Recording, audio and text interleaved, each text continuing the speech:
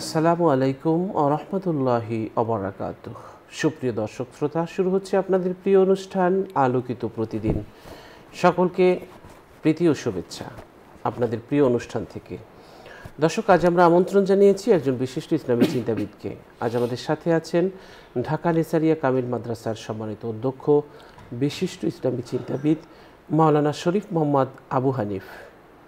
আসসালামু আলাইকুম রহমতুল্লাহি ওবারাকাতুহু। ওয়ালাইকুম আসসালাম রহমতুল্লাহি ওবারাকাতুহু। মোহতারাম, কেমন আছেন? আলহামদুলিল্লাহ, আপনি ভালো আছেন? আলহামদুলিল্লাহ, ভালো আছি।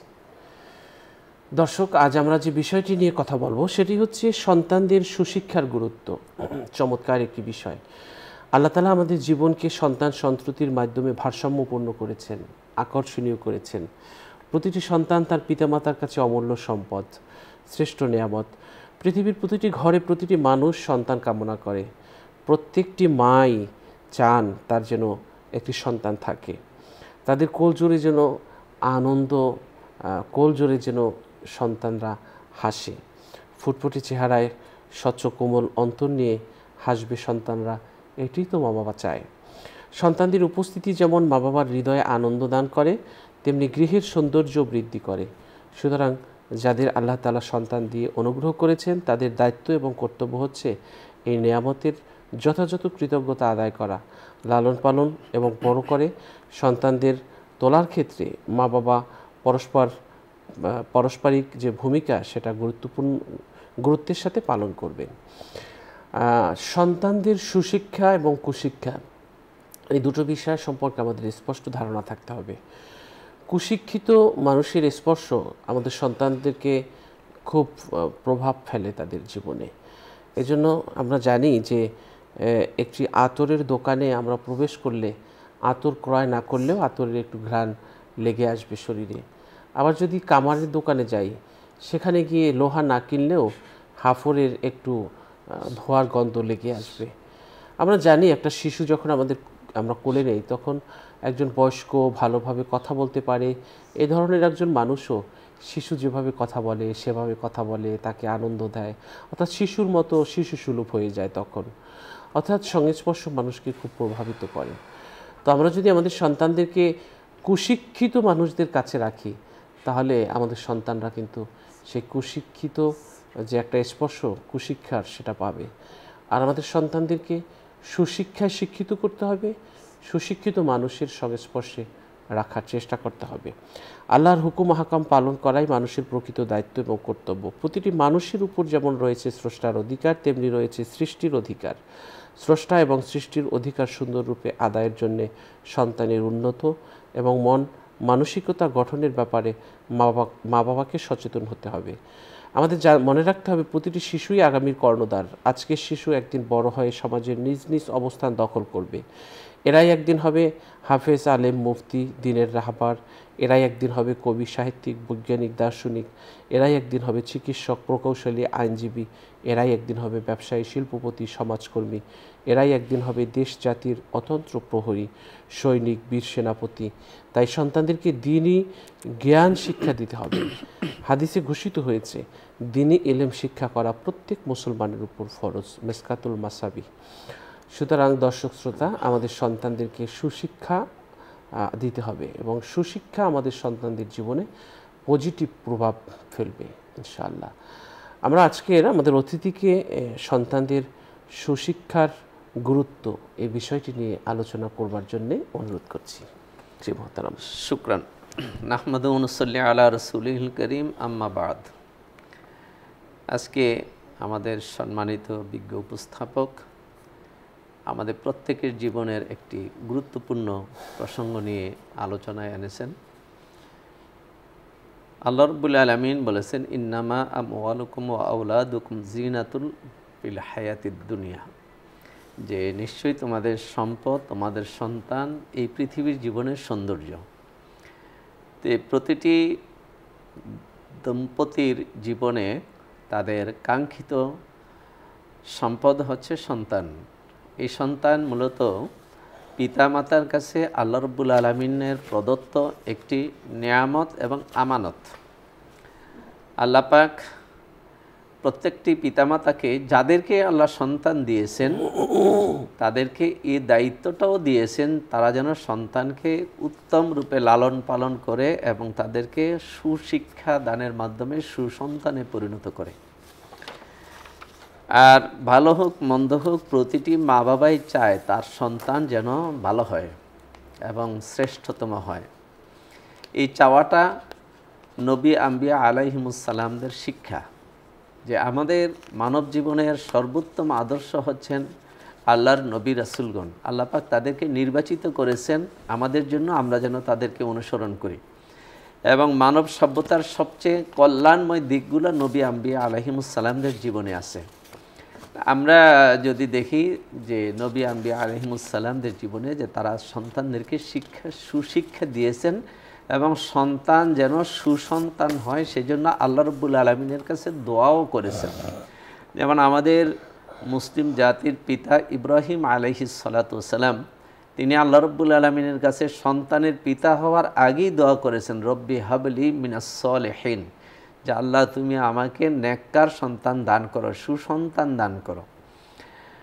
আবার যখন আল্লাহ রাব্বুল আলামিন সন্তান দান করলেন তখন আবার তিনি আল্লাহর প্রশংসা করেছেন, শুকরিয়া আদায় করেছেন, আলহামদুলিল্লাহিল্লাযী ওয়াহাবানি আলাল কিবারি ইসমাঈলা ওয়া ইসহাকা, যে আল্লাহর প্রশংসা যে আল্লাহ পাক আমাকে বার্ধক্য জীবনে হলো ইসমাঈল এবং ইসহাককে আমাকে সন্তান হিসেবে দান করেছেন।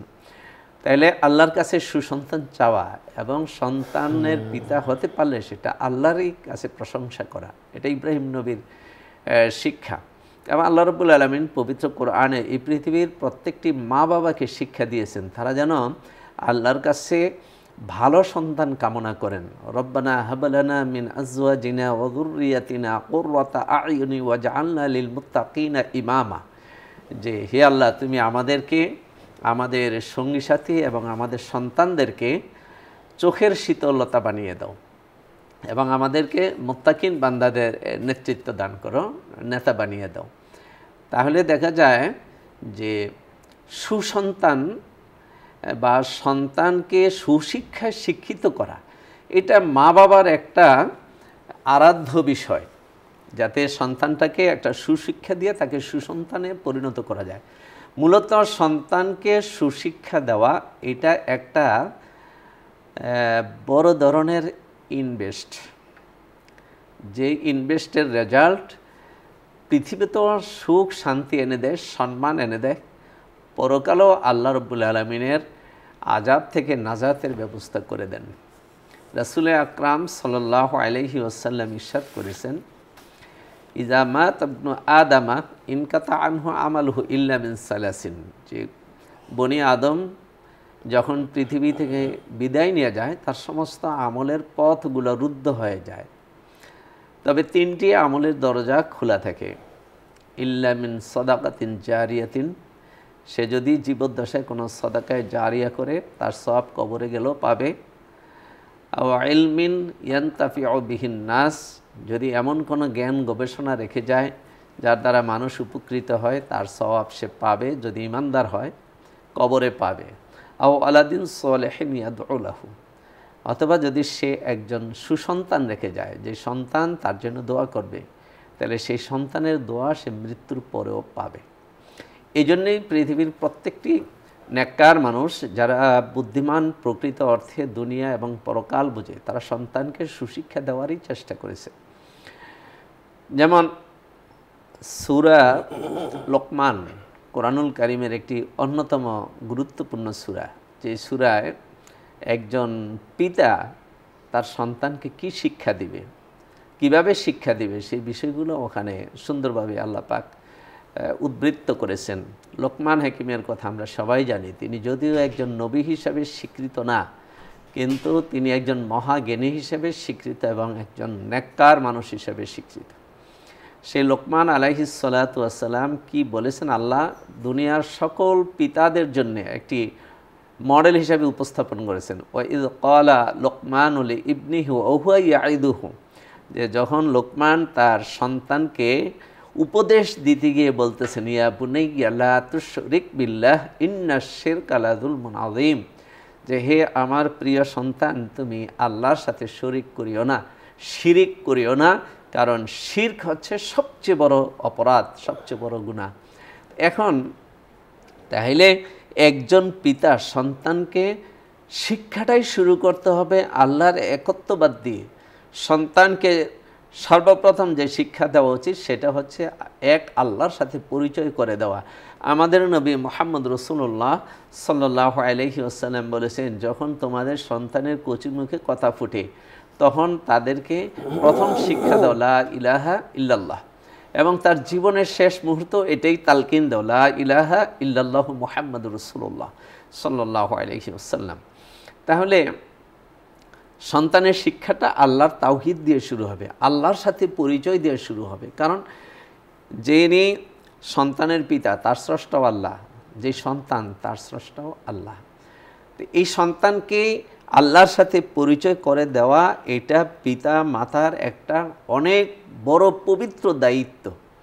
আল্লাহ পাক বলেছেন কি, ইয়া আইয়ুহাল্লাযীনা আমানু কু আনফুসাকুম ওয়া আহলিকুম নারান লাতী কুদুহান নাস ওয়াল হিজারা, যে তোমরা ওই জাহান্নাম থেকে তোমার পরিবারকে রক্ষা করো, নিজে রক্ষা পাও এবং পরিবারকে রক্ষা করো, যে জাহান্নামের লাকড়ি হবে মানুষ এবং পাথর। তাহলে সেই জাহান্নাম থেকে বাঁচানোর জন্য আল্লাহ রাব্বুল আলামিন আমাদেরকে নির্দেশ দিয়েছেন। তাহলে জাহান্নাম থেকে বাঁচার প্রথম ধাপ এলো, প্রথম শিক্ষাটা হইল আল্লাহ রাব্বুল আলামিনের সাথে পরিচিত করে দেওয়া, দুনিয়া আখিরাতের চিন্তা ভাবনার সাথে পরিচয় করে দেওয়া। আর এই জন্য সন্তানকে সর্বপ্রথম যে দরকার সেটা হলো আল্লাহর কিতাব শিক্ষা দেওয়া, কোরআন শিক্ষা দেওয়া, রাসূলের হাদিস শিক্ষা দেওয়া, রাসূলের পাক সাল্লাল্লাহু আলাইহি ওয়াসাল্লামের জীবনী শিক্ষা দেওয়া, তাকে তালিম তারবিয়ত তাহজিব শিক্ষা দেওয়া, আদব কায়দা শিক্ষার মাধ্যমে। দুনিয়াবি শিক্ষা নিষেধ নয়, কিন্তু দুনিয়াবি সাধারণ শিক্ষার আগে হোক বা সাথে হোক তাকে এই শিক্ষাগুলো দিতেই হবে। সন্তানের শিক্ষার প্রথম পাঠশালা হলো তার মা বাবা। হিদনুল উম্মাহাত হিয়াল মাদ্রাসাতুল লিল বানিনা ওয়াল বানাত, মায়ের কোল হচ্ছে সন্তানের পাঠশালা। মা বাবাকে সন্তান অনুসরণ করে, মা বাবা যা করে ছোট ছোট শিশুরা তাই করার চেষ্টা করে।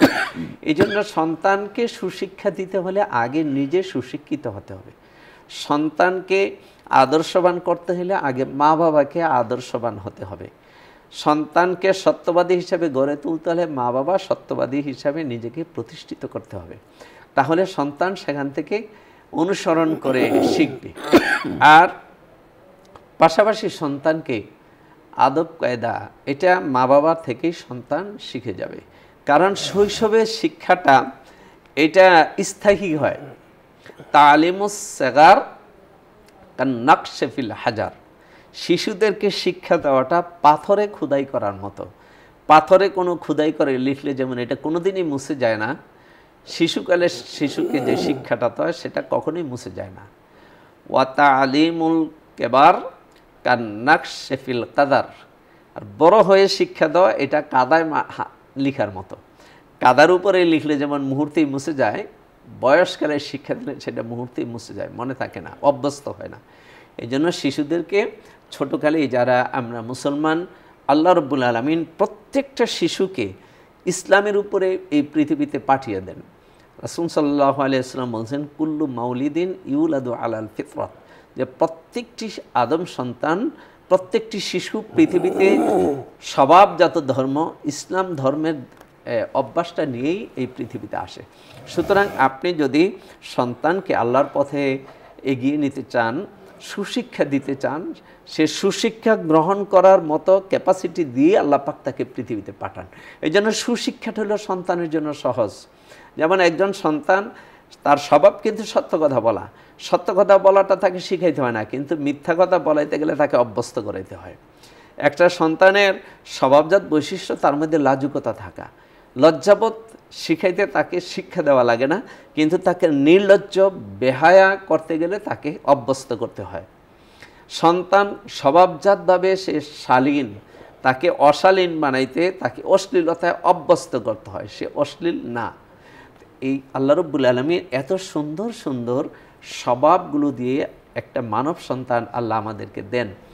সেই সন্তানটাকে কিন্তু মা বাবার দোষের কারণে সেই সন্তানটা বাজে কাজে অভ্যস্ত হয়ে যায়। এই জন্য আমাদের পরিবারের সদস্যদেরকে সতর্ক থাকতে হবে। যেমন রাসূলুল্লাহ সাল্লাল্লাহু আলাইহি ওয়াসাল্লামের একজন সন্তান ছিলেন, যেই সন্তান হচ্ছে মূলত হযরত উম্মে সালমা রাদিয়াল্লাহু তাআলা আনহাকে নবীজি যখন বিয়ে করেছেন, তার পূর্ব স্বামীর আবু সালমার একটি সন্তান ছিল, নাম ছিল ওমর।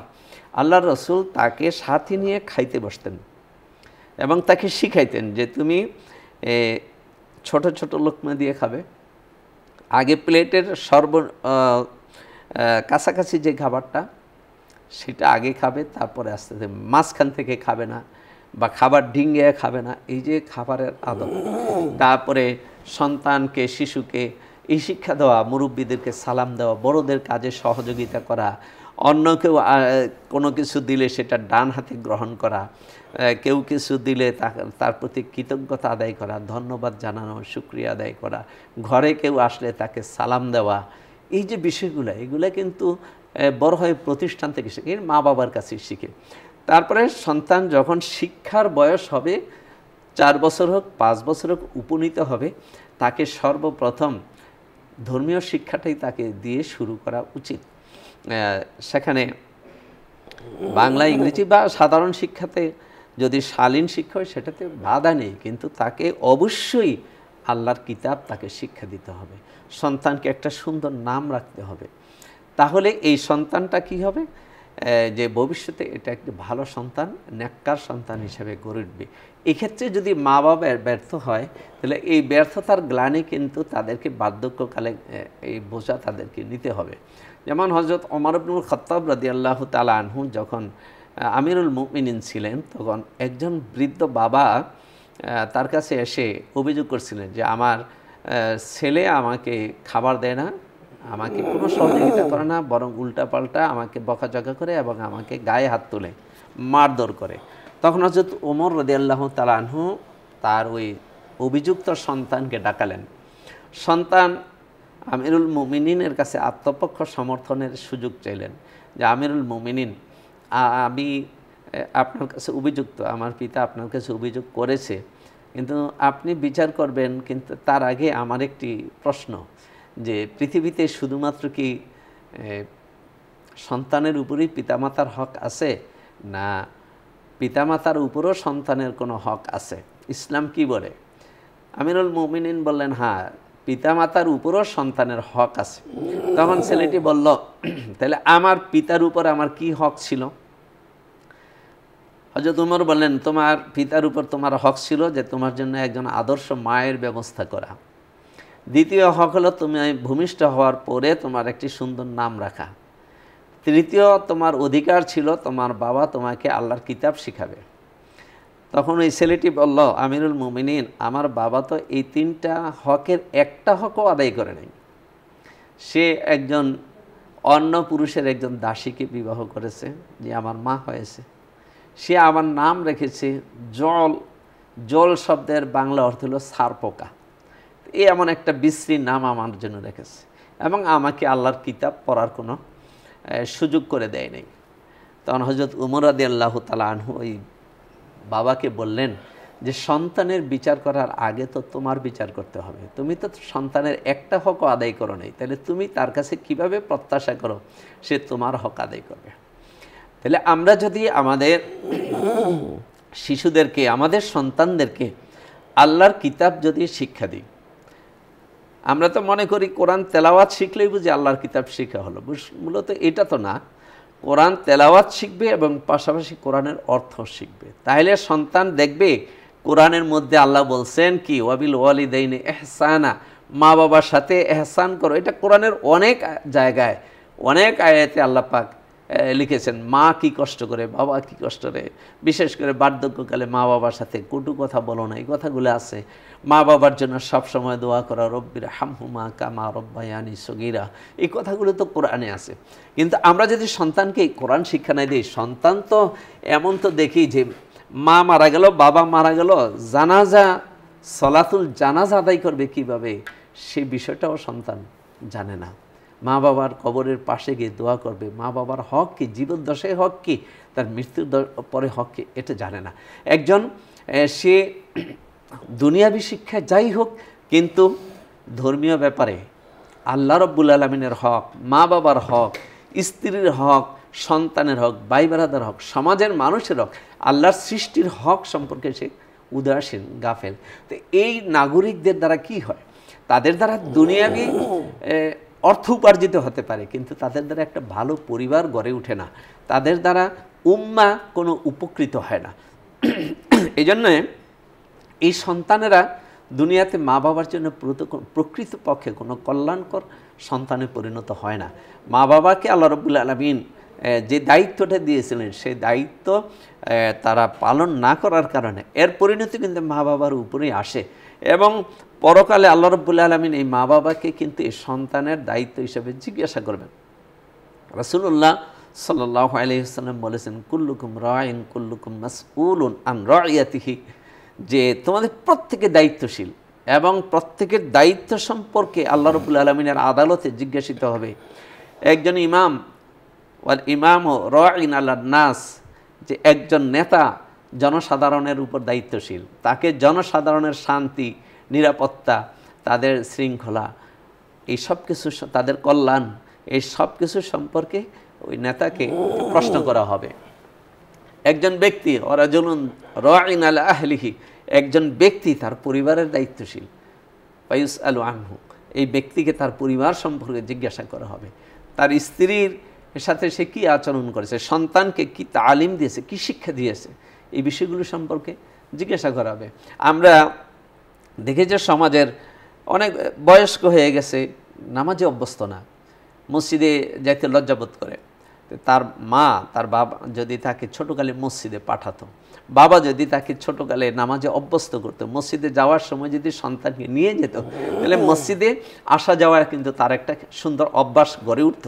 এই জন্য রাসূল সাল্লাল্লাহু আলাইহি ওয়াসাল্লাম বলছেন যে মুরু আওলাদাকুম বিস-সলাতে ওয়া হুয়া ইবনু সাবঈ সিনিন, যে তোমার সন্তানকে নামাজের আদেশ করো যখন তার বয়স 7 বছর হয়ে যায়, ওয়াদরিবু আলাইহা ওয়া হুয়া ইবনু আশারা সানাওয়াতিন, আর যখন সে 10 বছরের হয়ে যায় তখন তাকে প্রয়োজনে নামাজের জন্য প্রহার করো। তো 7 থেকে 10 বছরের শিশুগুলোকে যদি নামাজের তালিম দেওয়া হতো, শিক্ষা দেওয়া হতো, তাহলে সেখান থেকে অভ্যস্ত হয়ে গেলে তার জীবনে এক ওয়াক্ত নামাজও কিন্তু বাদ যেত না। আমরা মা বাবা এখানে উদাসীন হয়ে যাই, যে এরপরে তো 15-20 বছর পার হলে আর নামাজে তাকে নিয়ে আসা খুবই রেয়ার ব্যাপার। সন্তানদেরকে রোজায় অভ্যস্ত করা, তাদেরকে বিভিন্ন সদাচারে অভ্যস্ত করা।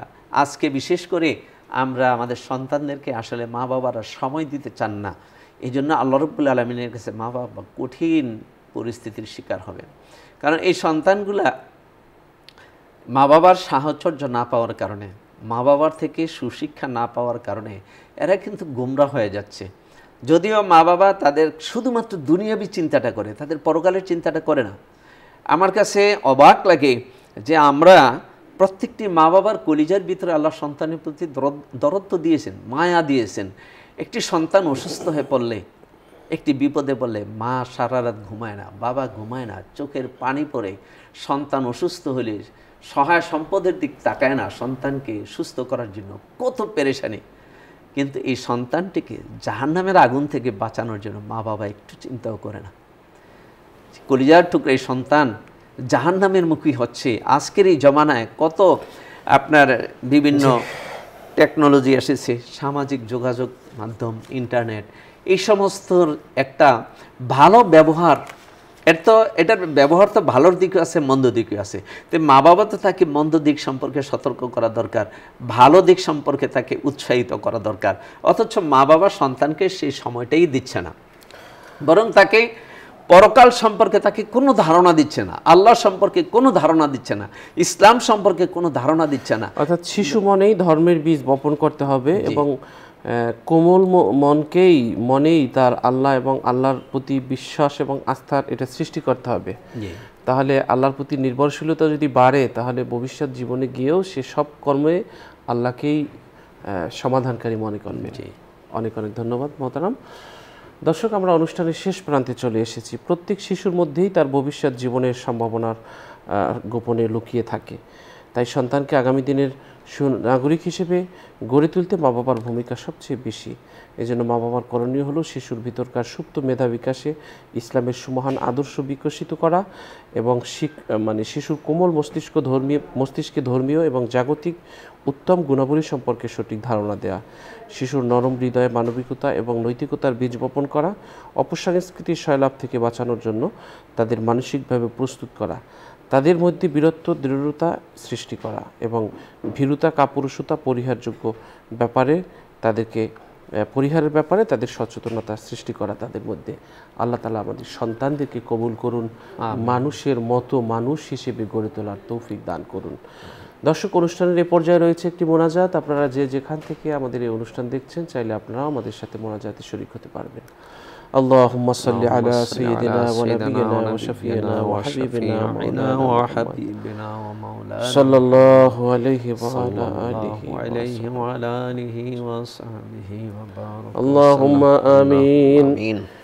ربنا ظلمنا أنفسنا وإن لم تغفر لنا وترحمنا لنكونن من الخاسرين آمين. اللهم الله تعالى জীবনের গুনার বোঝা নিয়ে আপনার শাহী দরবারে হাত তুলেছি। আপনি জানা অজানা শিরক বিদআত শয়তানের ধোঁকায় পড়ে নফসের তাড়নায় পড়ে যত ধরনের গুনাহ করেছি গো আল্লাহ, আপনি আমাদের সমস্ত গুনাহ খাতা মাফ করে দিন।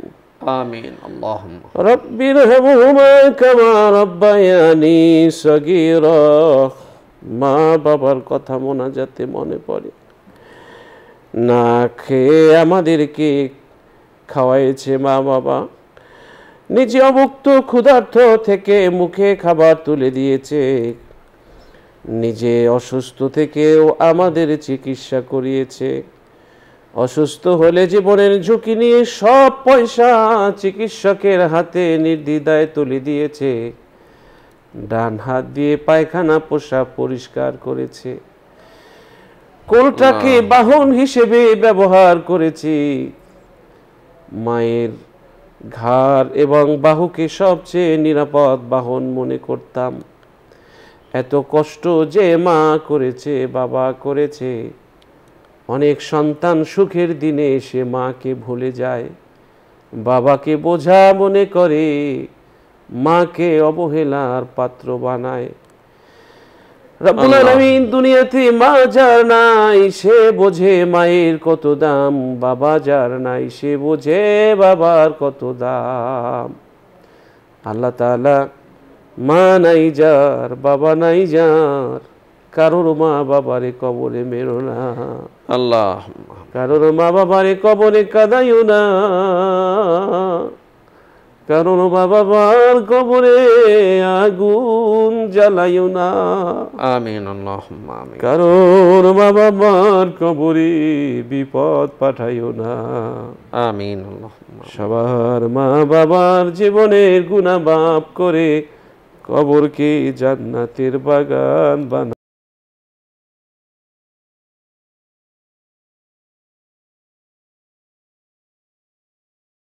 যেতে হবে একদিন অন্ধকার এক কবরে, যেখানে একবার চলে গেলে আর কেউ ফিরে আসে না,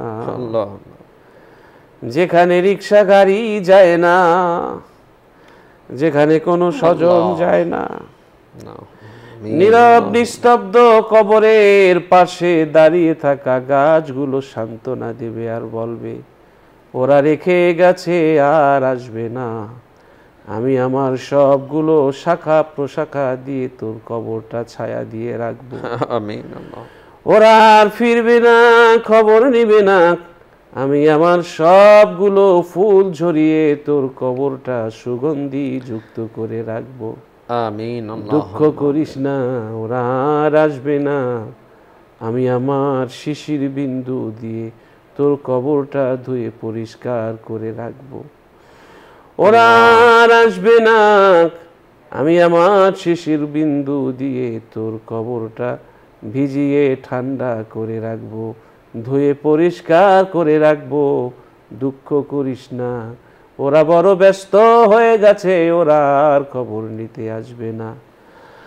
আল্লাহ দিনের পর দিন, রাতের পর রাত, মাসের পর বছর, যুগের পর যুগ ওই কবরে কেমন করে পড়ে থাকবো। ডানে মাটি বামে মাটি, মাটি হবে বিছানা। দিন দুই চারি কেন্দ্রে সবাই, কেউ তো খবর নেবে না। আল্লাহ সঙ্গে একটু কাপড় নিয়ে দেবরে শেষ পারি,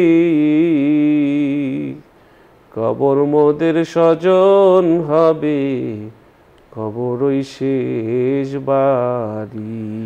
আল্লাহুম্মা রব্বুল আলামিন, আপনার কাছে ফরিয়াদ, জীবনের সবগুলো গুনাহ খাতা আপনি মাফ করে দিন। আমিন। আল্লাহ সুবহান রাব্বিকা রব্বিল ইজ্জাতি আম্মা ইয়াসিফুন ওয়া সালামুন আলাল মুরসালিন ওয়ালহামদুলিল্লাহি রাব্বিল আলামিন। আমিন। দর্শক, আমরা আজ এখানেই শেষ করছি। আল্লাহ হাফেজ। আসসালামু আলাইকুম ওয়া রাহমাতুল্লাহি ওয়া বারাকাতুহু।